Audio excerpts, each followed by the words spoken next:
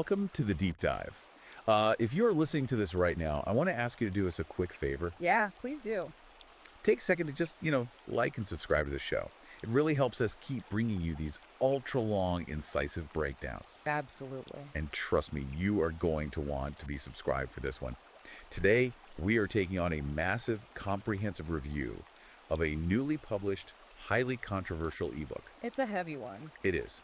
It's called Out of Control, Female Hysteria, Female Supremacy, and Axis of Misandrist Ideologies by Conrad Riker.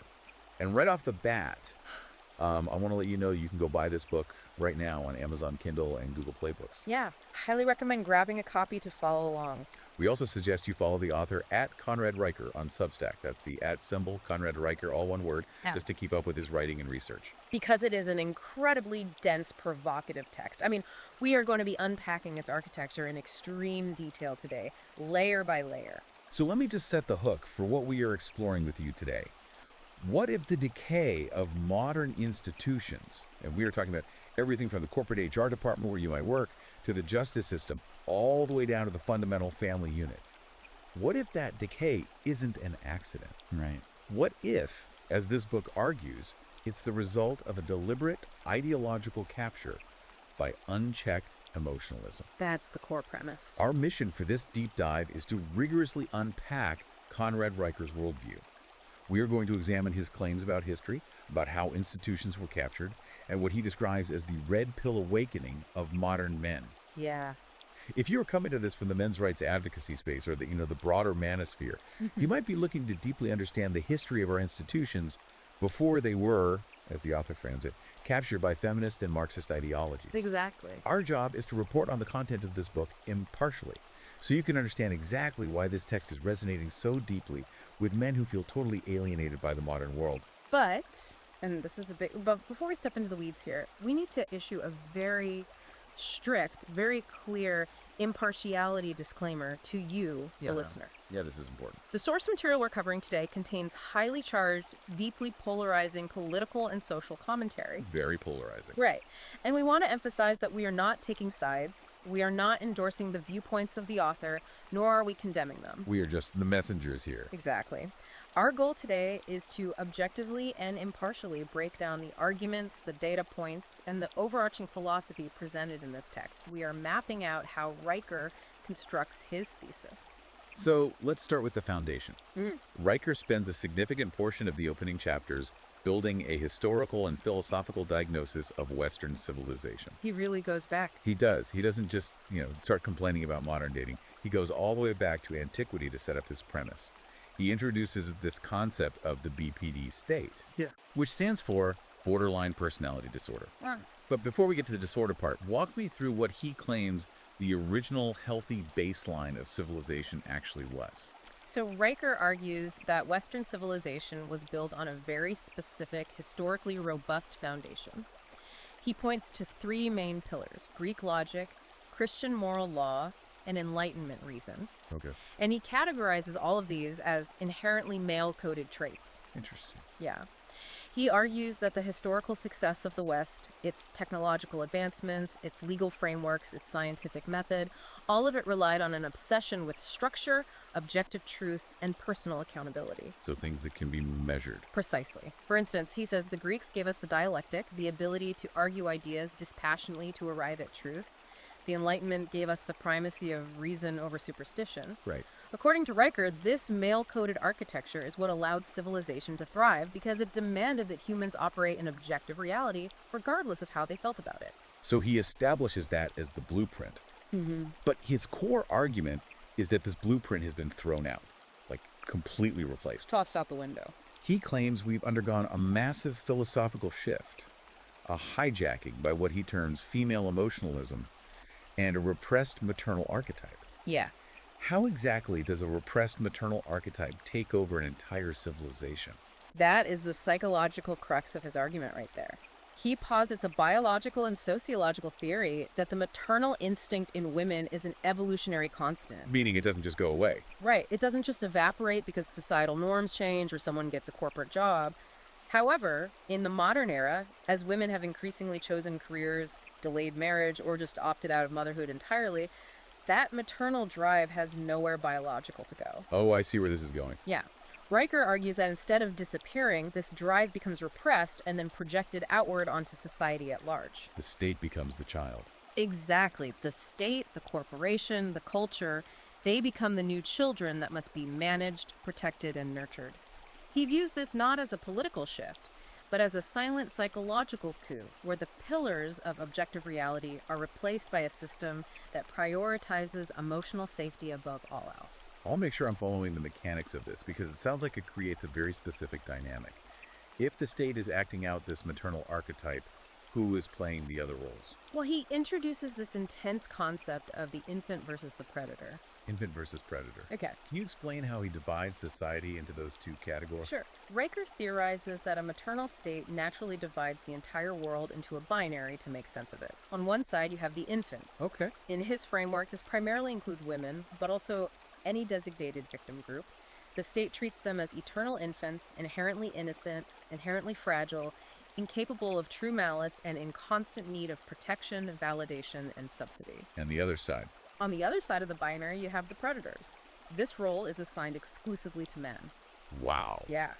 The maternal state views men as inherently dangerous, guilty until proven innocent, and responsible for everything that goes wrong. Crucially, Riker points out that the predator is excused for nothing, while the infant is held responsible for nothing. If I look at this through the lens of someone participating in the red pill space, I can totally see why that framing would be incredibly validating. Oh, absolutely. It provides an architecture for that lingering feeling of systemic gaslighting. It's almost as if Riker is telling the reader, hey, you aren't crazy for feeling like the rules are rigged. They actually are rigged. Right. They are rigged based on this invisible infant-predator dynamic. But how does he take this from a philosophical theory and tie it to actual pathology? Because he uses a very specific clinical term, borderline personality disorder. He does, and he leans heavily on clinical data to make this leap. The text cites CDC reports indicating that women are diagnosed with borderline personality disorder, or BPD, at roughly 3 times the rate of men. 3 times the rate. Yeah.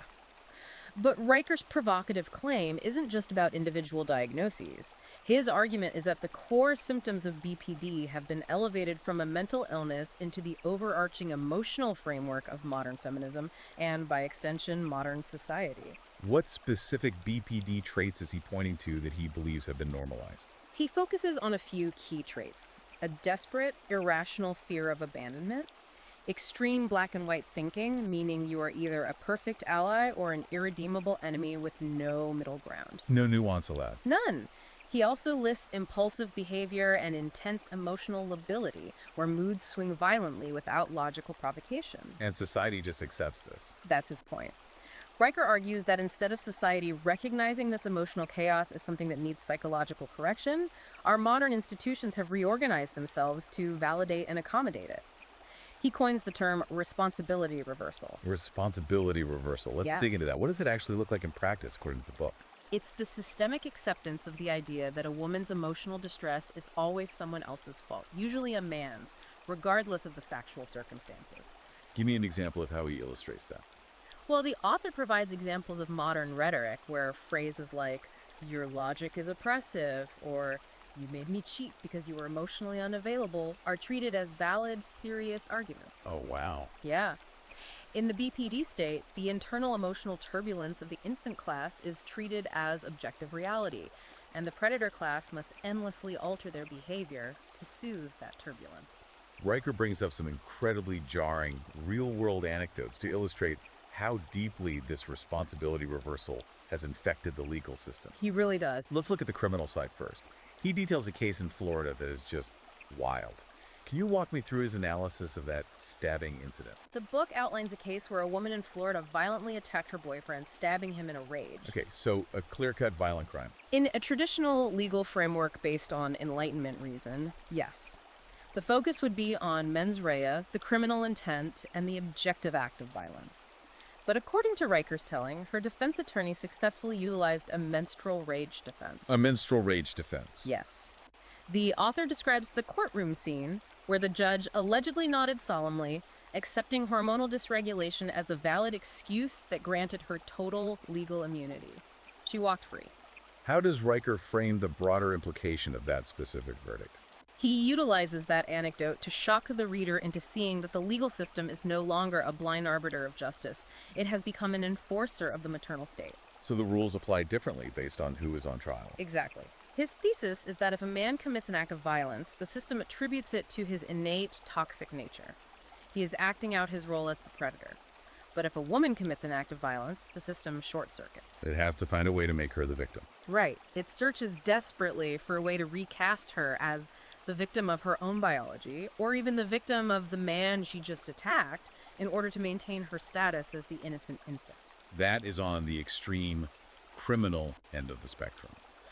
But he also argues this pathology has bled into everyday civil law, which affects average guys just trying to navigate daily life. It trickles all the way down. He brings up California policies regarding text messages, which I found fascinating because it touches on how we all communicate.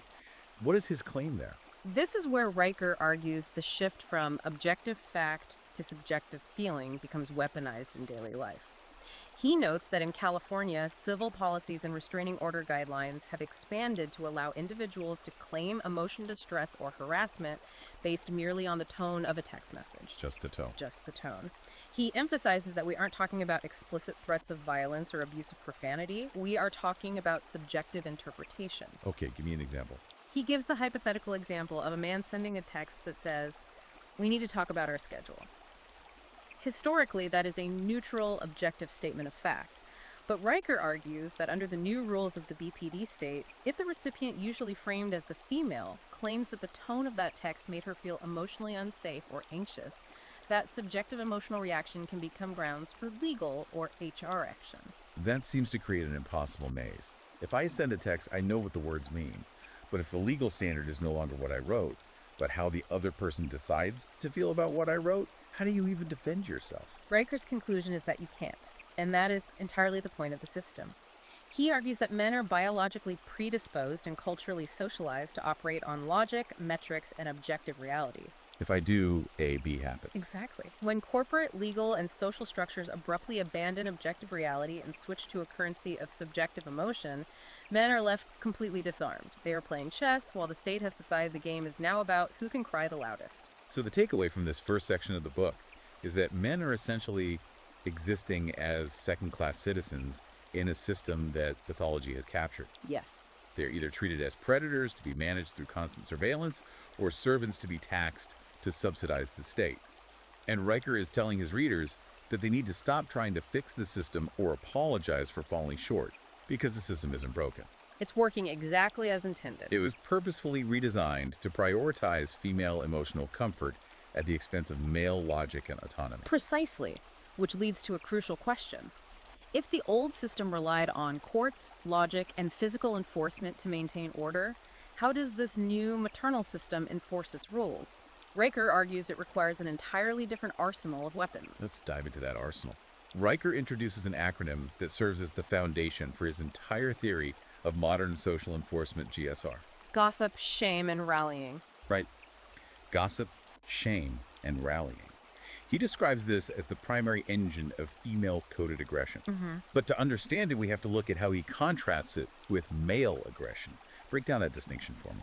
It is vital to grasp how Riker differentiates the two. He states that male aggression, honed over thousands of years of evolution, is typically direct, overt, and physical. Like a physical fight. Right.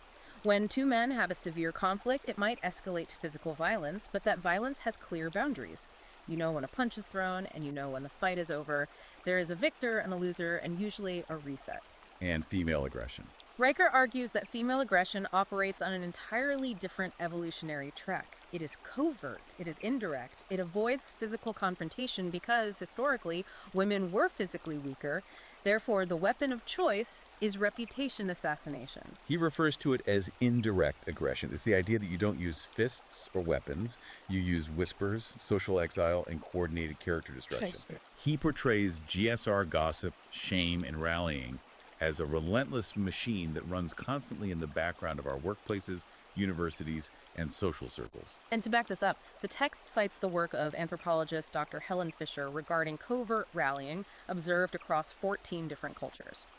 Riker uses this anthropological data to assert that GSR isn't a modern political invention or a quirk of the internet age. It's hardwired. It is a deeply ingrained evolutionary survival strategy. When you lack the physical strength to dominate an opponent one-on-one, you use the collective power of the group to exile them.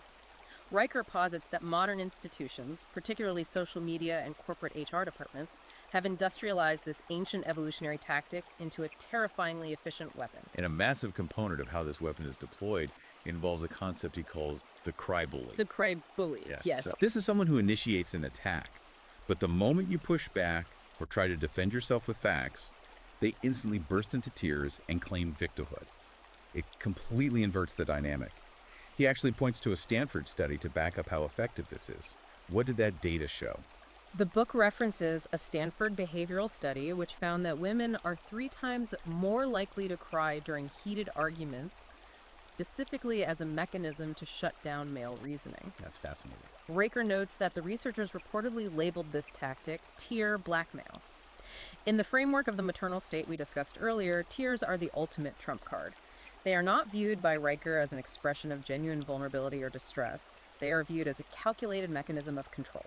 I want to look at the psychological mechanics of that because he gives an anecdote about a married couple that perfectly illustrates how tear blackmail functions. Yes. He recounts a story of a husband who approached his wife with a spreadsheet. He was suggesting they split household chores and financial responsibilities 50-50 based on their work hours. Makes sense? It was a purely logical, equitable proposal. But according to the anecdote, the wife didn't argue the numbers. She immediately started sobbing, accusing him of not loving her and making her feel like a transaction. And what does the husband do?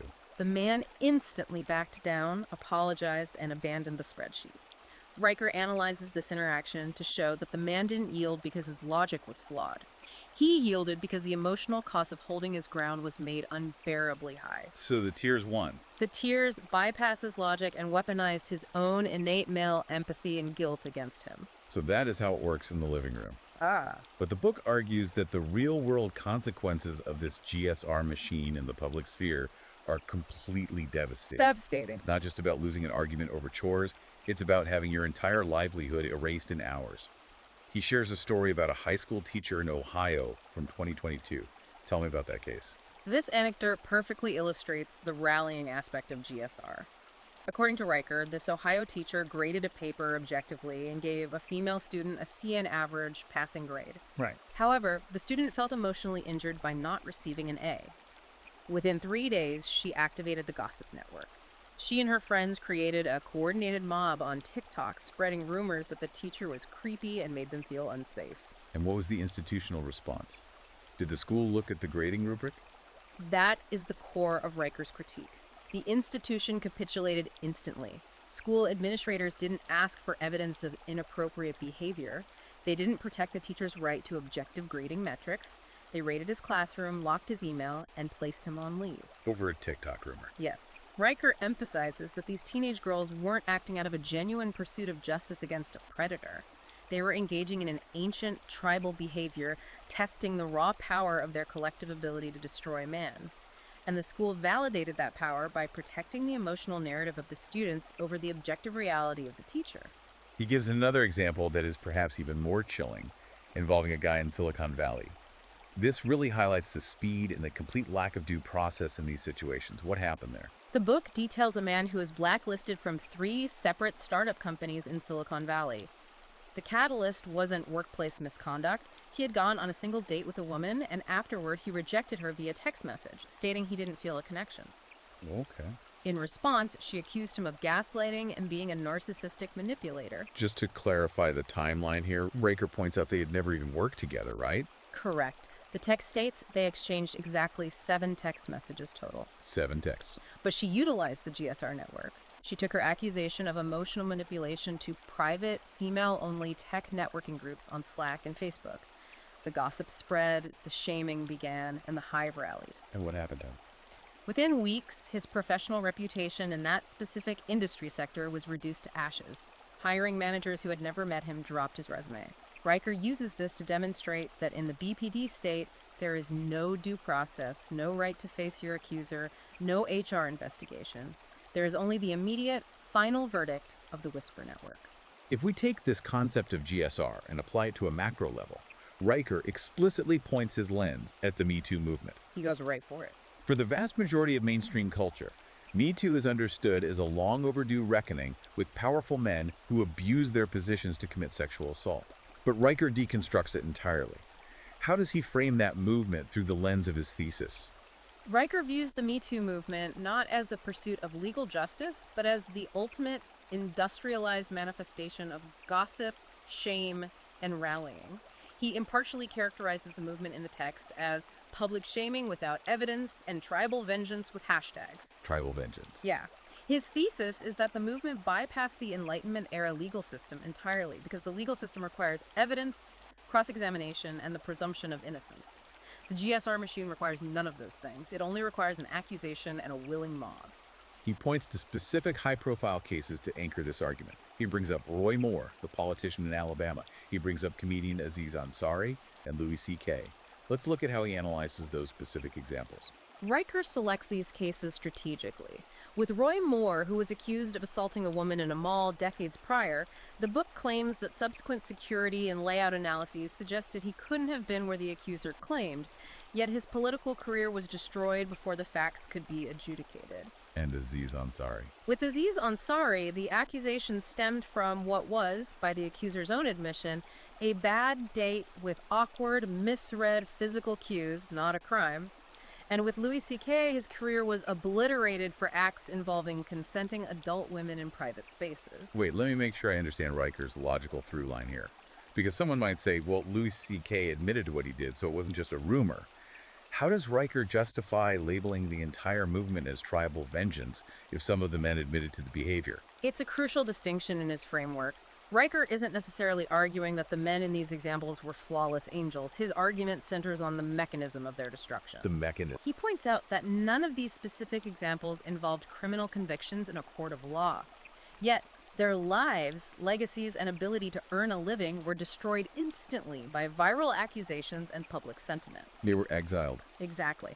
Riker views social media as a digitized version of the Salem witch trials. Women serve as the accusers, the jury, and the executioners, while men are deemed guilty until proven irrelevant. He argues this demonstrates that unchecked female rage now has the absolute power to dictate who is allowed to speak, work, or exist in public life, completely bypassing the male-coded legal system. That is a profound and incredibly unsettling premise for a listener to consider. If the primary mechanism of cultural enforcement has truly shifted from legal due process, where you have a lawyer and a judge to reputation destruction via GSR, how does a man protect himself? According to Riker, he doesn't. Right. If you are a guy listening to this and you realize HR isn't going to look at the facts, they are just going to look at the outrage, what do you do? Riker seems to suggest that within the current structures, you are essentially defenseless. Defenseless. Which leads us into his exploration of institutional capture.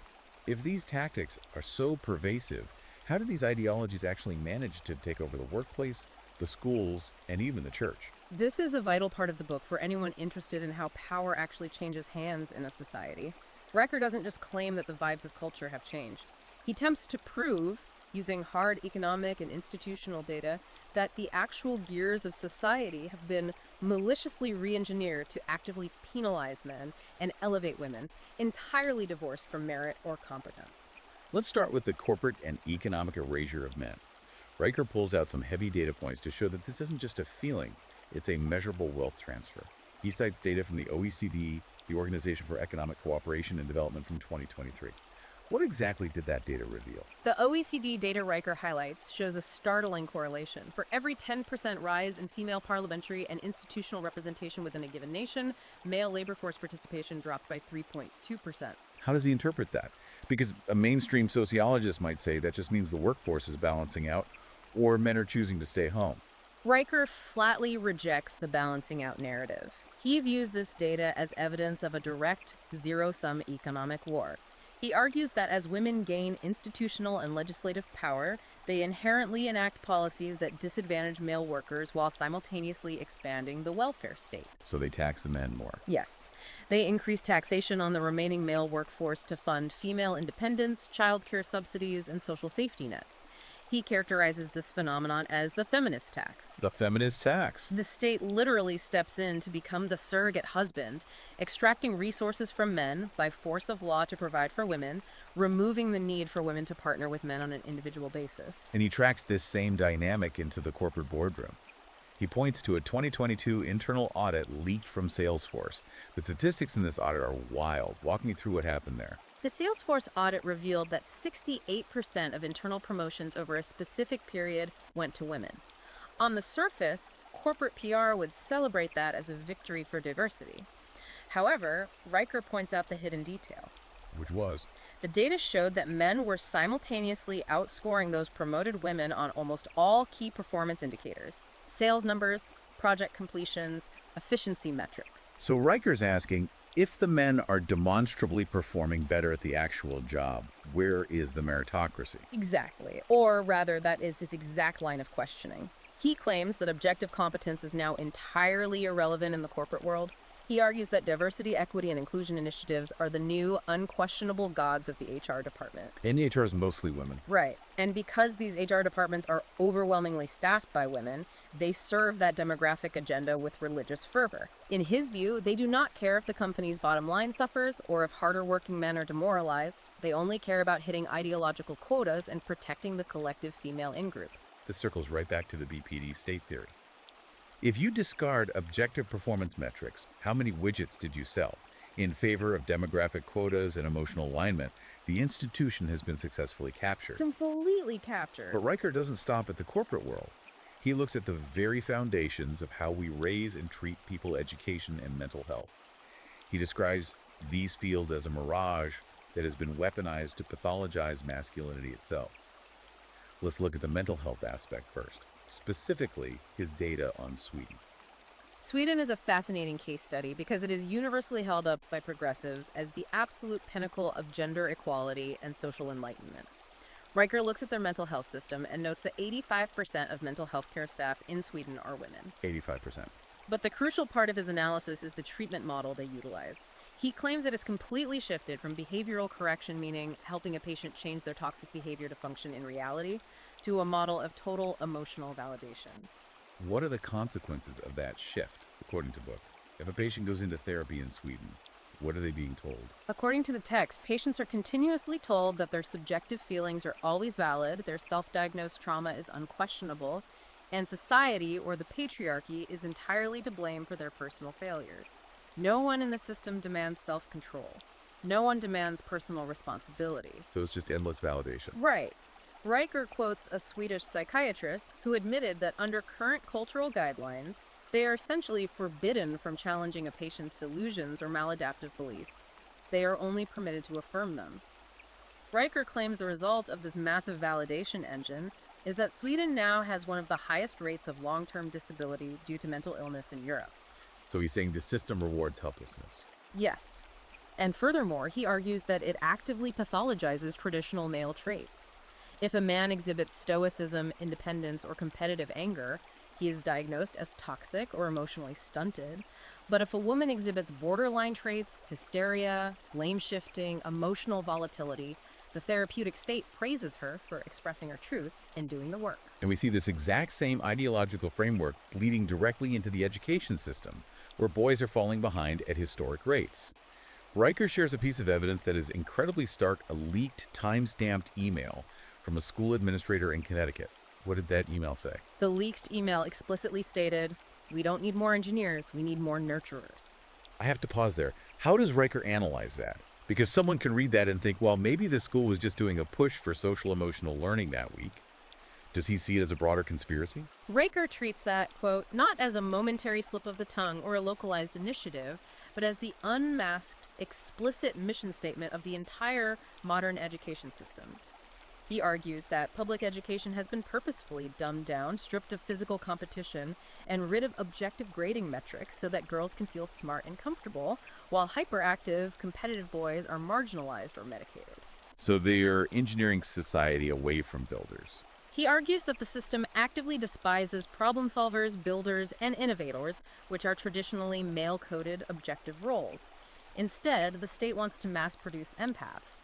They want a society of people who are hypersensitive, compliant, and easily manipulated by emotional appeals. Okay, let's unpack what is arguably the most surprising and philosophically dense claim in this section of the book.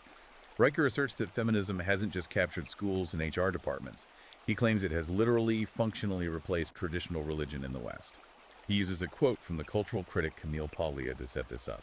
Yes, he quotes Camille Paglia from 1990, where she predicted that feminism, untethered from a demand for equal legal rights, would inevitably mutate into a new dogmatic religion. Riker looks around today and says she was absolutely right. How so? He argues that the fundamental human impulse for religious structure hasn't disappeared, it has just been redirected. In his framework, social media platforms like Instagram are the new cathedrals. TED Talk speakers and diversity consultants are the new high priests. And the sacrament, the way you publicly demonstrate your purity and salvation, is posting a Me Too hashtag or a black square. That is a profound sociological observation. Historically, traditional religion provided the moral framework, the rituals, and the community cohesion that held the civilization together. Riker is arguing that the maternal state has co-opted all of that psychological machinery. Every piece of it. And he points to some incredible, almost cinematic examples of this new liturgy in action. Tell me about the 2023 Women's Conference in Nashville. This anecdote reads like something out of a dystopian novel, but Riker presents it as a documented event. He describes a massive women's conference in Nashville where 10,000 women gathered in an arena. During the climax of the event, the women were waving burning crosses and rhythmically chanting, "My body, my choice." These burning crosses. Yes, and the organizers of the conference reportedly described this as a beautiful ritual of liberation. How does Riker deconstruct the symbolism of that? The cross is obviously one of the most loaded symbols in human history. He analyzes it as a deliberate desecration of male-coded Christian moral law. The cross, historically a symbol of self-sacrifice, objective truth, and atonement, was reduced to literal kindling for feminist rage. He describes the event as a pyromaniacal temper tantrum dressed up as a holy sacrament. It is the new religion asserting its dominance over the old one. He also mentions an example that is much smaller in scale, but maybe even more indicative of how this alters individual behavior. There's a story about a man in Dallas whose wife left their church. What were her reasons? The man in Dallas reported that his wife abandoned their traditional, scripturally based church because the leadership decided to stop holding weekly guided crying sessions. Guided crying sessions. She told her husband she was leaving because she needed her weekly catharsis, and the church was no longer providing a safe space for her tears. Riker analyzes this not as a genuine search for God or spiritual enlightenment, but as pure emotional gluttony. She just wanted the emotional hit. He argues that these women are chasing neurochemical dopamine hits derived from collective sobbing, effectively elevating their own emotional state to the level of the divine. In this new religion, the highest commandment isn't love thy neighbor, it is believe women, and your truth is sacred. And the institutions of traditional religion aren't just slowly fading away. Riker argues they're being actively purged from the inside to make way for this new dogma. He tells the story of a male pastor in Texas who faced an absolute mutiny. What happened to him? This pastor was fired by his own congregation, an overwhelming 87% vote to remove him. And the stated reason wasn't financial impropriety or a moral failing. He was removed simply for preaching a traditional sermon about Adam and Eve, which the congregation deemed harmful because it didn't affirm modern, fluid gender identities. They purged him. Riker points to this exact mechanism and says, look, they aren't trying to reform the church to make it more inclusive. They are replacing the foundational theology entirely. This raises a massive, terrifying question. If the institutions of law, commerce, education, and morality have all been captured and reprogrammed to serve this emotional, maternal ideology, how do they maintain that control? Because we aren't living under an overt physical military dictatorship. There are no armed guards forcing you to comply with HR. So how are people being kept in line so effectively? Riker's answer to that is perhaps the most insidious part of his entire thesis. He argues that they do not need physical force because they control the very fabric of how we think. They control the language. Let's transition into that concept. Riker argues that controlling the dictionary is the absolute first step to controlling reality. And he opens this argument with a quote that basically gives the whole game away. He cites a highly revealing quote from 2012 by a prominent feminist linguist named Deborah Cameron. Speaking on a BBC radio program, she plainly stated, "We have to change language in order to change consciousness." I want to focus on that phrase, change consciousness. How does Riker interpret what she means by that? Riker does not view that as a benign academic theory about how language evolves over time. He sees it as a confession of deliberate ideological sabotage. He calls it linguistic colonization.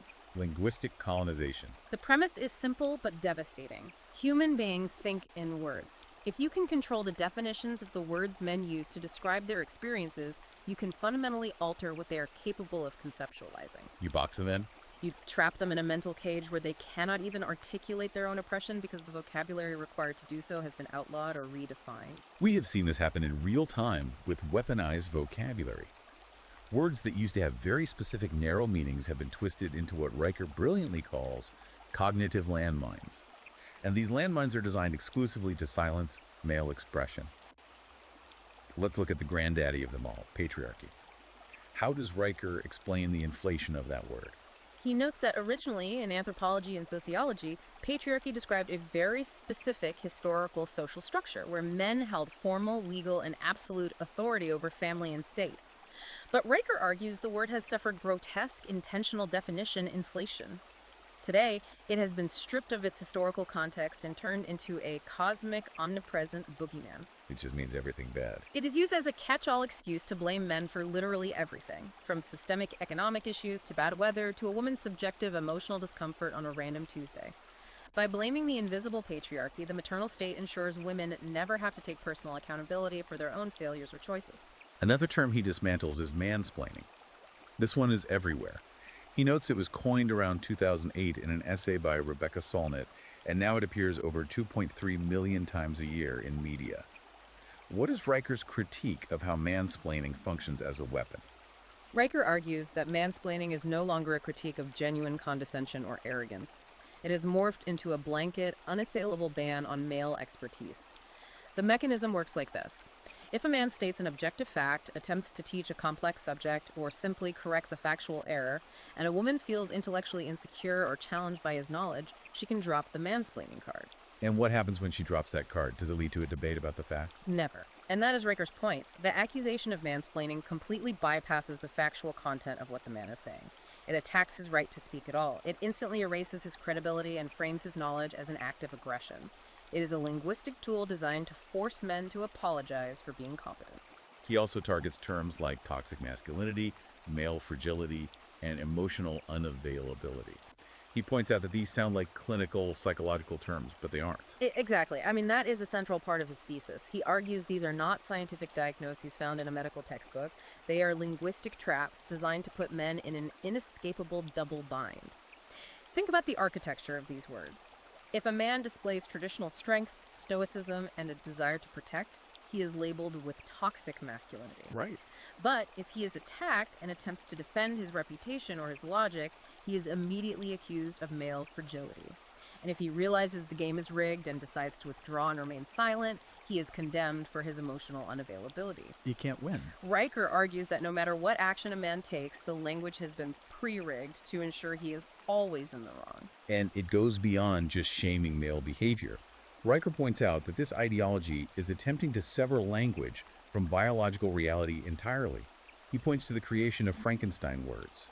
You see words like women spelled W-O-M-X-N with an X or W-O-M-Y-N with a Y. How does he view these spelling changes? He refers to them as ideological graffiti. He argues these bizarre spellings are not about inclusivity, they are a loyalty test. They are designed to force compliance by breaking the connection between language and physical, biological reality. If you can force a man to use a nonsensical word, you have broken his adherence to objective truth. It's a test to see if you'll bow. Furthermore, Riker points out that if a man refuses to play along, if he points out the biological reality of what a woman is, the new linguistic rules instantly trigger a trapdoor, labeling him a bigot or transphobic, ensuring his social execution via the GSR machine. So if these are the rules of the new language, who is enforcing them on a mass scale? According to Riker, the media acts as the PR arm, the propaganda wing, for this entire ideology. They do not report objective news. They manufacture gendered narratives to protect the maternal state. He gives some incredibly potent examples of how this media monopoly operates. Let's talk about the Andrew Tate example. Now, Tate is obviously a massive polarizing figure. How does Riker use the media's coverage of Tate to prove his point? It is a crucial case study in how narratives supersede facts. When Andrew Tate was arrested in Romania, there was a frenzy of media coverage. Riker cites a 2023 analysis by the Reuters Institute that looked at how the media framed the story. The analysis found that an astonishing 80% of the mainstream media coverage focused entirely on Tate's misogyny, his toxic rhetoric, and his bad influence on young men. And what was missing from that coverage? The actual objective facts of the case. The legal charges Tate faced in Romania involve severe allegations of human trafficking, organized crime, and rape. But those objective legal realities were largely buried. Why would the media do that? If you have a guy accused of human trafficking, why focus on his podcast quotes about women driving cars? Because, according to Riker's thesis, the female victim narrative is what sells, and the hive mind of the BPD state cares about subjective feelings over objective legal facts. The prevailing emotional anxiety was that Tate's unapologetic, hyper-masculine posturing was dangerous to the cultural dominance of women. So they used him as a symbol. Riker claims that the media, which he asserts is heavily dominated by female-led editorial boards and feminist journalists, turned Tate into a conceptual boogeyman. They used him to justify their ideological rage against traditional masculinity itself, almost ignoring what the Romanian courts were actually doing. It was mass hysteria, weaponized to remind men that displaying dominant behavior will make you public enemy number one. And it doesn't just happen to intentional provocateurs like Tate. Rikers uses the example of Matthew Walker to show that the media will destroy anyone to maintain the narrative. Walker isn't a shock jock, he's a renowned sleep scientist. What happened to him? Matthew Walker wrote a universally praised, best-selling book on the neurological science of sleep. He was a darling of the scientific community. Then, a woman on Twitter misquoted him. She claimed that in a lecture he had referred to dreams as spiritual experiences, implying he was pushing religious dogma. In reality, he had explicitly and consistently called dreams purely neurological chemical phenomena. But the facts didn't matter. The speed of his cancellation, as detailed in the book, was breathtaking. Walk me through the media's response to that single false tweet. Riker details how female-led progressive media outlets like Vox, Teen Vogue, and The Cut immediately mobilized. They didn't verify the quote. They ran simultaneous hit pieces accusing Walker of pushing pseudoscience and manipulating the public. The real-world consequences were instant universities rescinded his speaking invitations, major podcasters dropped him, and his academic reputation was obliterated. And what is the punchline to all of this? What happened when the truth came out? Months later, the woman who started the viral rumor casually admitted on Twitter that she had misread the quote. She was wrong.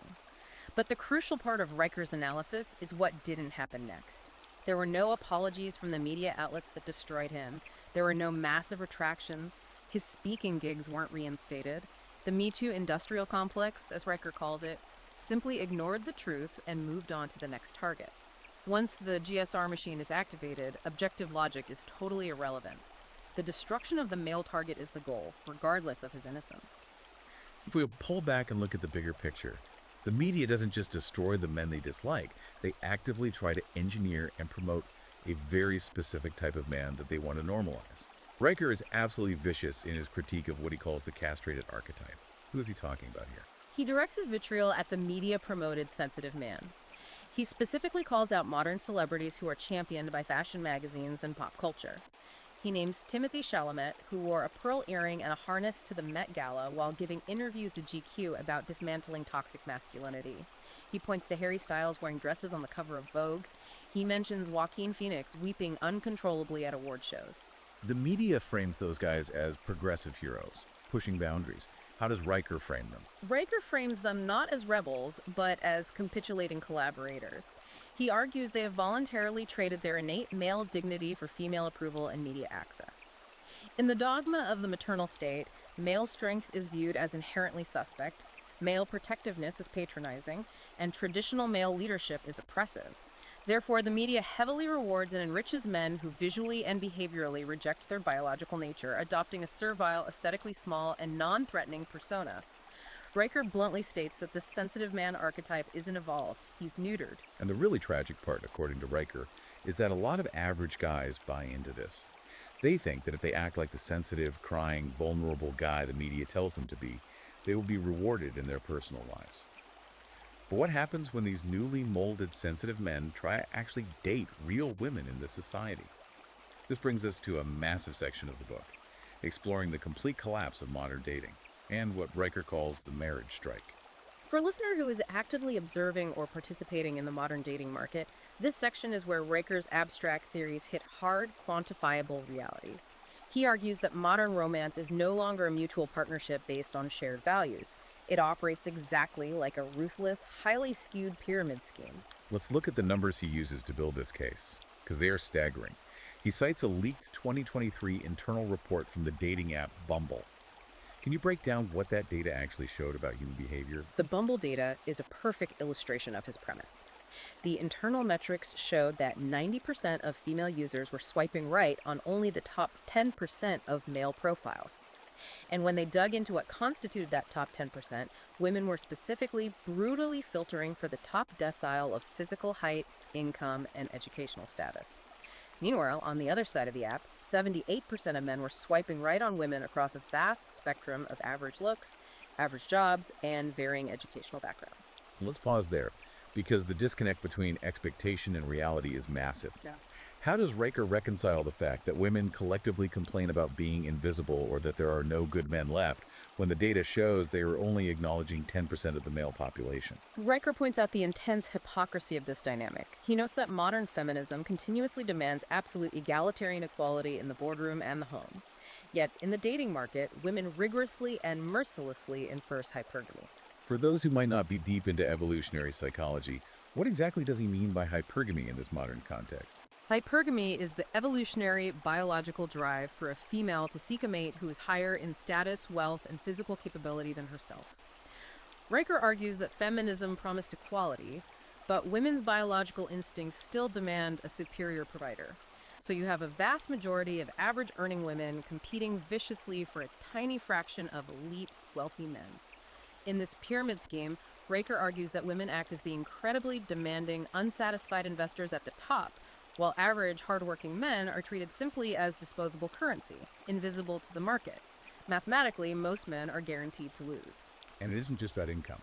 The physical standards are becoming cartoonish. He cites a 2022 Stanford study about height that really underscores how rigid these preferences are. What did that study find? The Stanford study examined the mating preferences of older demographics. It found that women over the age of 35 are 4.2 times more likely to entirely reject a potential male partner simply for being shorter than them, compared to the rate at which men reject taller women. Even as women age and their fertility window closes, their physical demands on men remain inflexible. He also ties this into social media phenomena, specifically talking about the chuggy trend. Remember this blowing up on TikTok. How does a silly internet slang word fit into a critique of systemic misandry? Riker uses the choggy trend as a perfect, real-time example of shifting goalposts and social shaming. Choggy was a term mobilized by young millennial and Gen Z women to mock average men for being plain or slightly out of touch wearing cargo shorts, liking mainstream movies, or using outdated slang. Riker points out the malicious contradiction.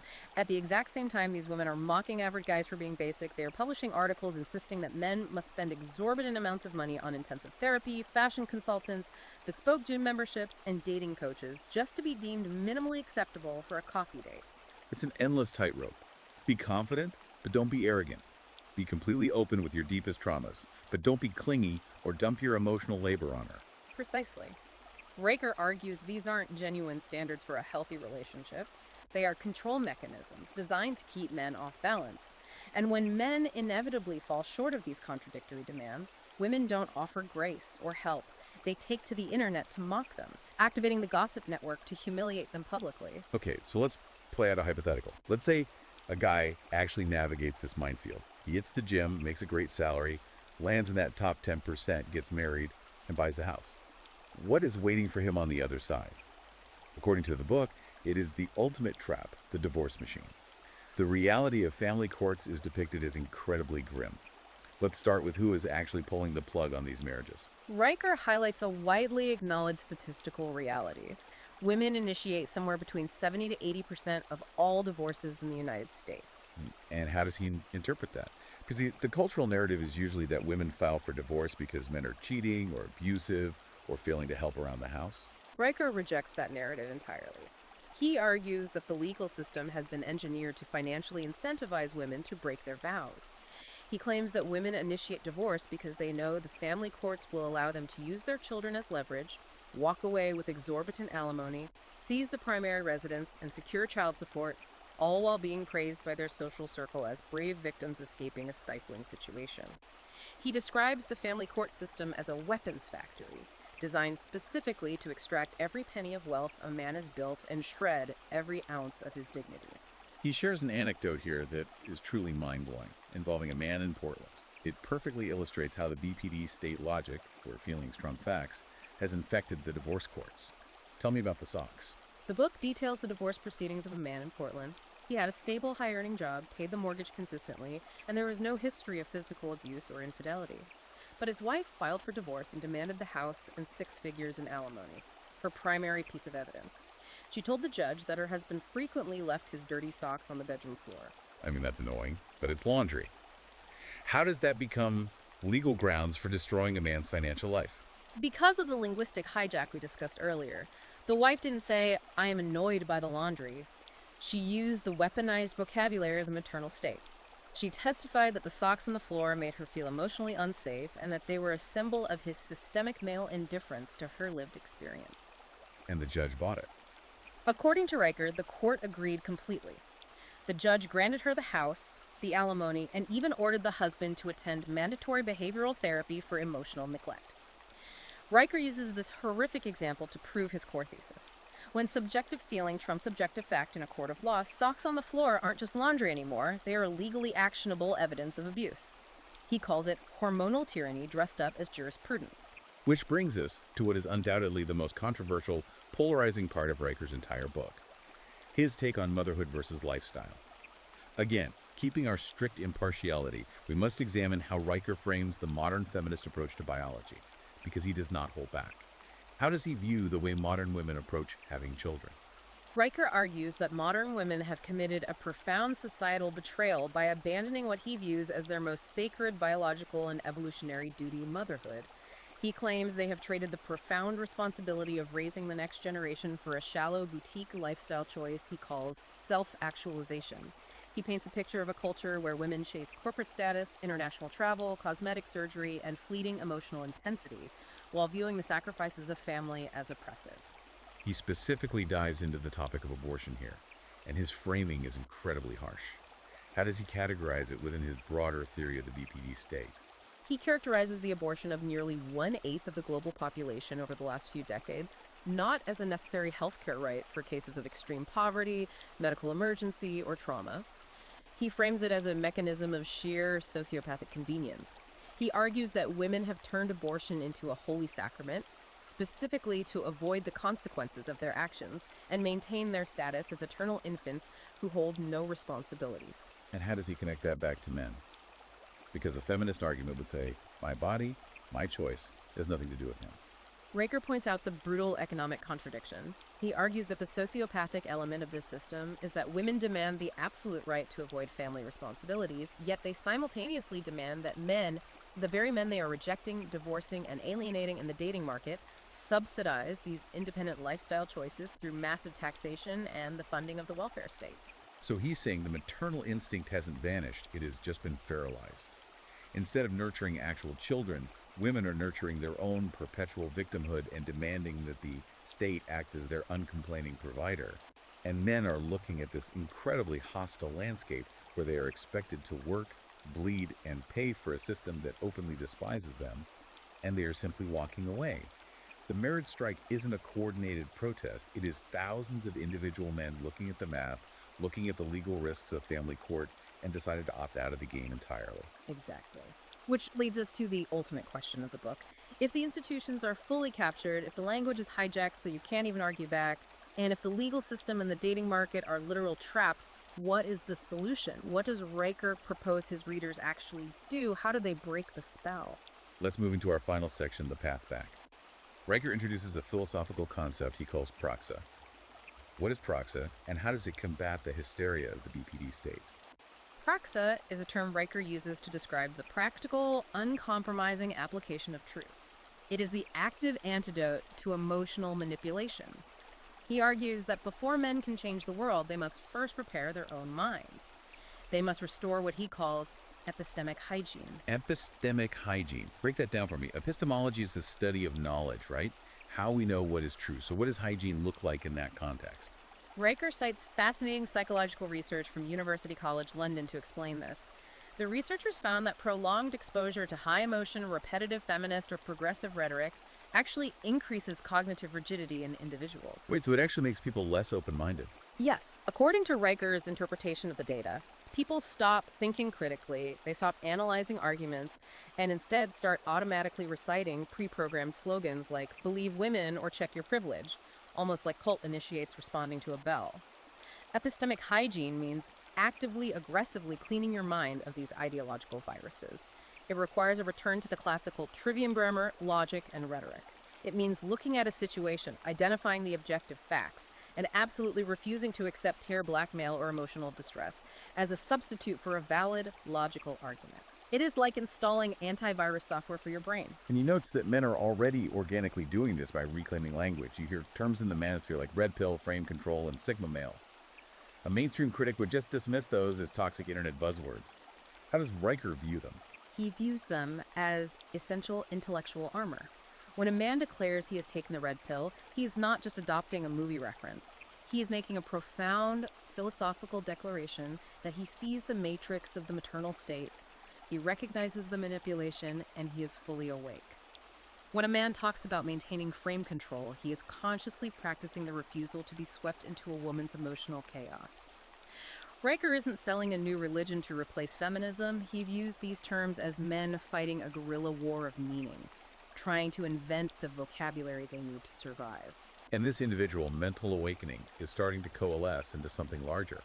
Riker talks about the formation of what he calls the brotherhood of logic. He points out that men are no longer just suffering in isolation, drinking themselves to death in silence. They are actively opting out of the captured corporate and state systems and building entirely new parallel networks. Where is he seeing this happen?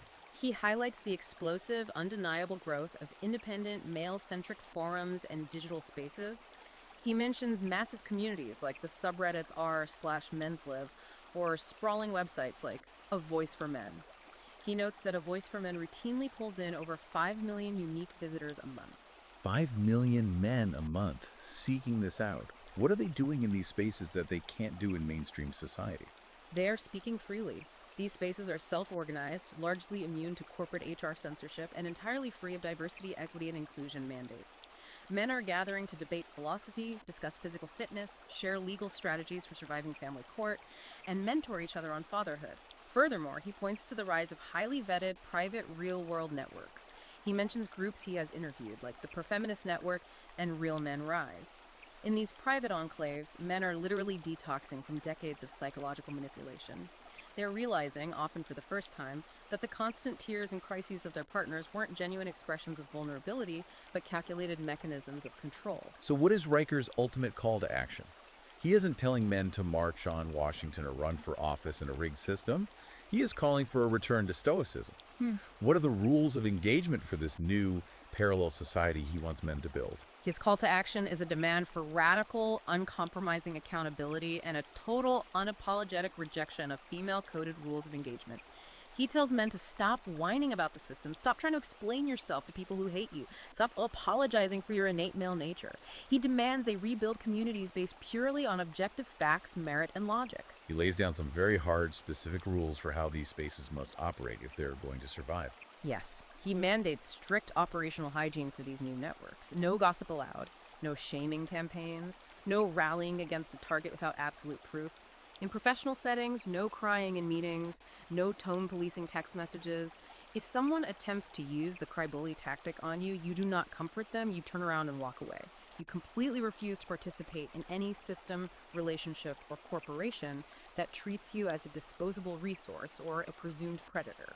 He actually points to a historical example to prove that this works. He tells a story from 1963 about a group of Alpha Phi Alpha brothers at a university. Tell me how they handled an influx of emotionalism. According to the book, these fraternity brothers realized that their prestigious intercollegiate debate society was being degraded. New members were trying to win arguments using emotional appeals, personal sob stories, and claims of victimhood rather than rigorous logic. The older brothers saw the danger. They stepped in and ruthlessly reinstated strict formal rules of evidence, time limits, and objective rebuttal. If you cried, you forfeited your time. And what was the result?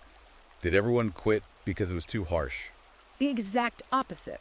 Once the emotional chaos was banned and clear, objective laws boundaries were restored, their enrollment tripled within 2 semesters. Riker uses this to assert a fundamental truth about male psychology. Men crave structure, meritocracy, and fair rules. They want to know how to win based on their actual abilities. The modern state has denied them that structure, and Riker is telling men they have the power and the duty to build it for themselves. This brings us to a profound, provocative final thought for you, the listener, to mull over as we conclude. Riker paints a meticulous, clarifying picture of a society where the very concepts of language, law, and core institutions have fundamentally fractured along gender lines. The definitions of justice, truth, and responsibility are no longer shared between men and women. If Riker's architecture is accurate, if the trust between the sexes at an institutional level is entirely broken and replaced by a cold, zero-sum war for resources, how can future generations possibly hope to negotiate a shared reality? Is a completely parallel, decoupled society where men build their own untouchable economic and social networks away from the maternal state the only logical conclusion? Or is there some undiscovered way to bridge this unprecedented ideological chasm before the civilization collapses entirely from within, as Riker warns it inevitably will? That is an incredibly heavy question. It is the kind of question that forces you to confront the reality of the world you are living in, regardless of where you initially stand on the political spectrum. And that is going to do it for our deep dive today. Thank you so much for sticking with us through this intense, granular breakdown. Please remember to take a second to like and subscribe to the show so we know you want more of these rigorous, unflinching explorations into complex ideas. And as a final reminder, the source material for today's deep dive was the ebook Out of Control, Female Hysteria, Female Supremacy, and Axis of Misandrous Ideologies by Conrad Riker. I highly encourage you to head over to Amazon, Kindle, and Google Play Books right now to purchase your own copy and examine his data and arguments for yourself.